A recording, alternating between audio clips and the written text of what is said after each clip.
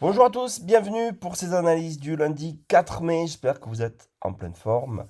Je vous rappelle que ces analyses ne sont en aucun cas des conseils en investissement et que je les réalise en live, ce qui vous permet d'avoir une spontanéité totale et ma réflexion globale. Allez, on démarre tout de suite avec le S&P 500. Je rappelle également que ces analyses sont réalisées sur des contrats futurs, donc vous avez un décalage au niveau des prix pour ceux qui tradent avec les CFD. Allez, c'est parti. Regardez le S&P 500. Donc d'un point de vue daily, je vous rappelle également que d'un point de vue mensuel, j'ai un sens prioritaire acheteur. Très bien. On va regarder un weekly déjà. Weekly, rien ne change. Toujours acheteur. Je vais me noter un nouveau niveau en weekly qui va être la bande de Bollinger supérieure, qui peut être un niveau de résistance potentielle, 7350 points. Rien de plus à dire en weekly. On redescend. Daily. Ok, j'ai dit que j'étais acheteur. Est-ce que j'achète là? Non, évidemment. Et surtout en ce début de semaine, surtout le lundi. Je vous rappelle que le lundi est souvent très piégeux. Je ferai une vidéo là-dessus d'ailleurs. Quels sont les niveaux que j'observe? Le plus haut historique, pour moi, est un niveau de résistance. Ceux qui ont envie de vendre, pour moi, c'est justement le niveau à surveiller. Guetter une réaction pour potentiellement vendre. Attention, il s'agit d'aller chercher uniquement quelques points. On n'est pas du tout dans le sens de la tendance. Par contre, je détecte un magnifique niveau d'achat. Est-ce qu'il sera pour aujourd'hui ou pour demain? Interrogation la plus totale. C'est toujours la MM7 sur les 7200 points. Niveau d'achat idéal. Donc, qui sera mon repère ici. En 4 heures, est-ce que j'ai d'autres infos? Non. Je confirme. Ça correspond, ce niveau correspond au précédent plus haut qui a été cassé. Ça ne serait juste qu'un pullback pour repartir à la hausse. Donc, effectivement, niveau de vente pour les vendeurs, 7300. Si on casse les plus hauts historiques, il faut partir. Niveau d'achat, 7200. Au milieu, pas grand-chose à faire. À part pour les scalpers. Nasdaq. On l'a vu, hein. Nasdaq, c'est à peu près la même chose. C'est le S&P 500 un peu plus puissant. En daily, la MM7 est ici. Niveau d'achat idéal, 27 500. Les vendeurs, bon, moi j'y touche pas, hein. J'y touche pas du tout à la vente. Mais les vendeurs, c'est ce niveau-là. Plus haut historique. Voilà. Je ne vends pas du tout. À la limite, je préfère vendre les indices les plus faibles. Mais après, pourquoi pas? En ce début de semaine, pourquoi pas? Voilà. Ouais, un weekly, ok. Rien de plus.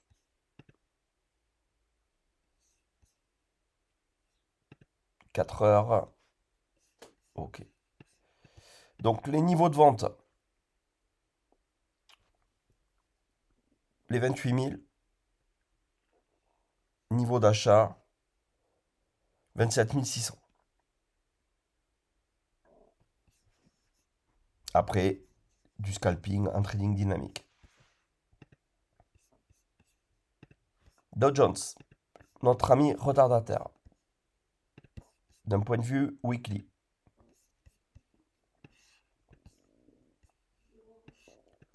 Toujours sous résistance. On n'a toujours pas cassé la zone des 50 000. C'est le retardataire, je vous le rappelle.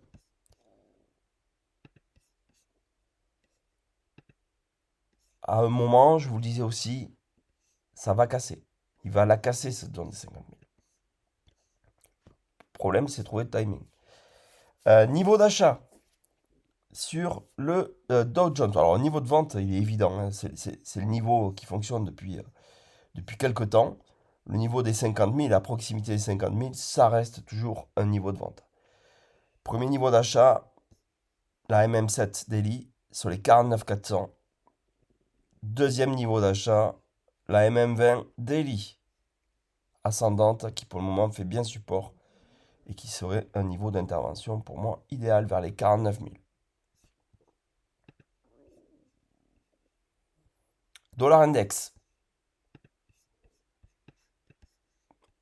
Pourquoi pas une petite reprise haussière en ce début de semaine, dans une tendance très baissière. Je vous invite à regarder ma vidéo où je traite justement du risque de cassure de tendance long terme haussière du dollar. Le risque pour moi existe plus que jamais, puisque je vous rappelle que cette nuit, la RBA, donc la banque australienne, prévoit de monter ses taux pour lutter contre le risque inflationniste. Je vous rappelle que la BOJ, la Banque du Japon, est intervenue sur les marchés d'échange la semaine dernière en rachetant du yen à tour de bras et qu'elle menace d'intervenir encore. Le dollar est vraiment menacé. Ça ne veut pas dire qu'en intraday, je ne suis pas capable d'acheter une petite correction haussière. Qu'est-ce que je vois en hebdomadaire? Scénario totalement confirmé. Premier niveau de vente en hebdomadaire du dollar, ça va être ici. 98,10, 98,20. Deuxième niveau de vente en hebdomadaire, la MM7 hebdo. 98,60. Je ne crois pas que le dollar ira plus haut. Allez, à la limite, peut-être réaliser un excès en faisant une mèche, mais pas y rester durablement. Donc, premier niveau de vente, 98, 10, 98, 20. Deuxième niveau de vente, hebdo, 98, 65. En intraday,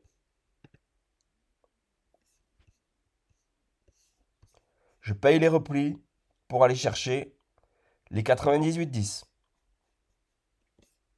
Point. Et ça va dans le sens d'une petite correction indice. En intraday. Et on voit bien ici que c'est quand même un niveau de support sur le dollar, hein. Donc tous les replis sont bons à payer jusqu'à ce qu'on a ici. Après, une fois qu'on a touché les 98,10, c'est mon premier niveau de vente, hein. Ok, on continue avec le gold. Notre ami le gold, en weekly,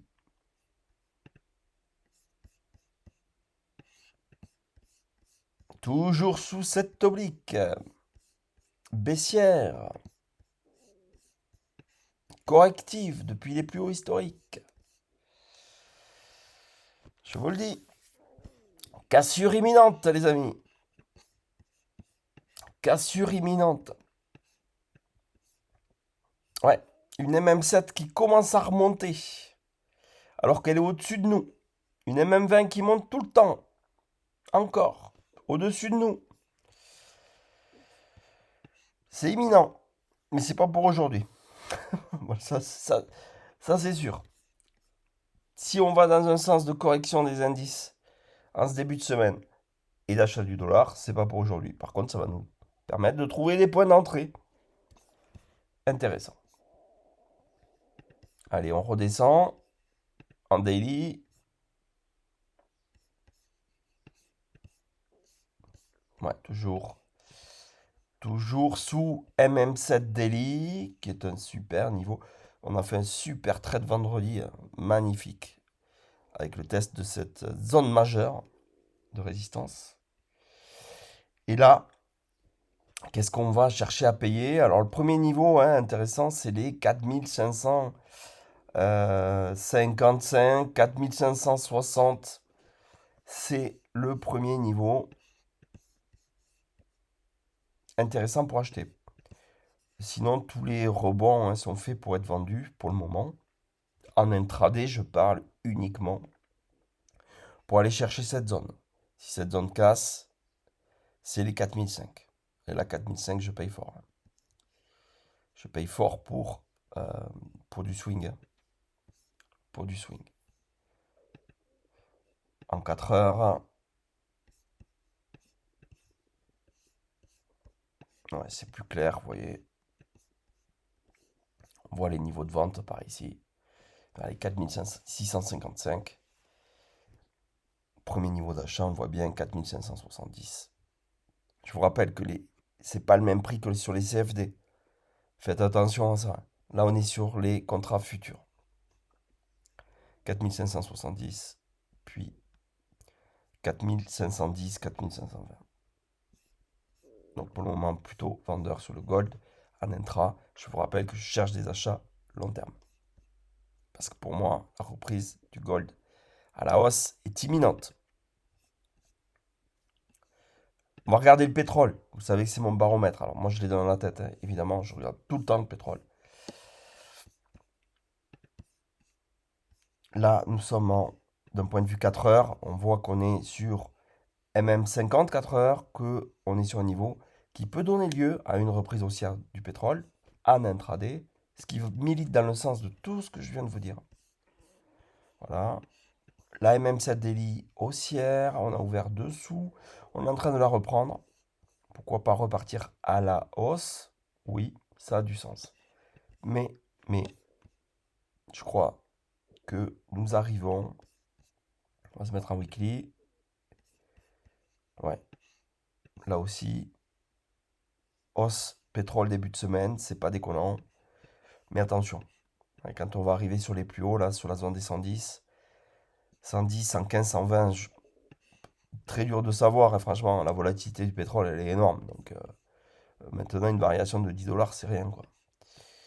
Euh, Par contre, voilà, je pense que sur ces plus hauts, ça va être la fin du pétrole.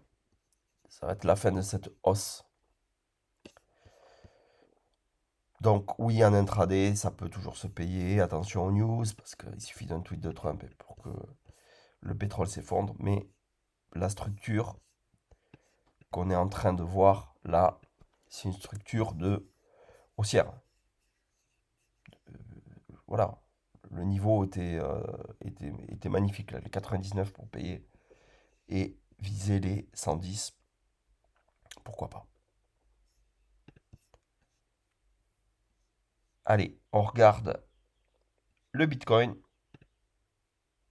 et ce sera tout pour aujourd'hui. J'ai fait une vidéo dédiée aux cryptos, notamment au Bitcoin, avec cette zone. J'appelais ça le mur. On a tapé la tête sur le mur ce matin. Le mur va-t-il céder? Probablement. Tout de suite, je ne suis pas sûr. D'un point de vue, weekly, je l'expliquais de façon très claire dans la vidéo dédiée aux cryptos. Je disais que le nuage, cette semaine, remontait d'un cran en hebdo par rapport à la semaine dernière et que ce nuage libérait un petit peu de place pour donc aller sur cette zone. C'est incroyable, hein. Enfin, ceux qui connaissent Ishimoku, alors j'utilise pas Ishimoku pour tout, mais pour ce type d'indication, je crois qu'il n'y a pas mieux. Il n'y a pas mieux pour trouver des niveaux. On s'est tapé déjà la tête sur le niveau que j'ai indiqué, sur les 80 700. C'est incroyable. Donc c'est un gros niveau de résistance. Gros niveau de résistance. Par contre, si je me mets en délit, c'est un gros niveau de résistance hebdomadaire. Par contre, en délit, la structure, elle est clairement haussière, hein. La reprise haussière, elle est nette. Elle n'est pas violente, elle n'est pas virulente. Alors qu'est-ce qu'on va chercher à payer? MM20, MM7. Cette zone, entre les 77 000 et 77 800. cette zone, en intraday, c'est une zone qui s'achète. Pour moi. Je vous rappelle que ce ne sont pas des conseils. En tout cas, c'est une zone qui s'achète. Les vendeurs peuvent vendre ce mur, 80 700, pour aller chercher quelques points. Pas pour aller chercher 10 ou 15 000 dollars de baisse. Voilà, team. J'espère que ces analyses vous auront aidé. N'hésitez pas à liker, à partager, à vous abonner à la chaîne pour bénéficier de toutes les analyses quotidiennes. Je vous souhaite à toutes et tous une excellente journée.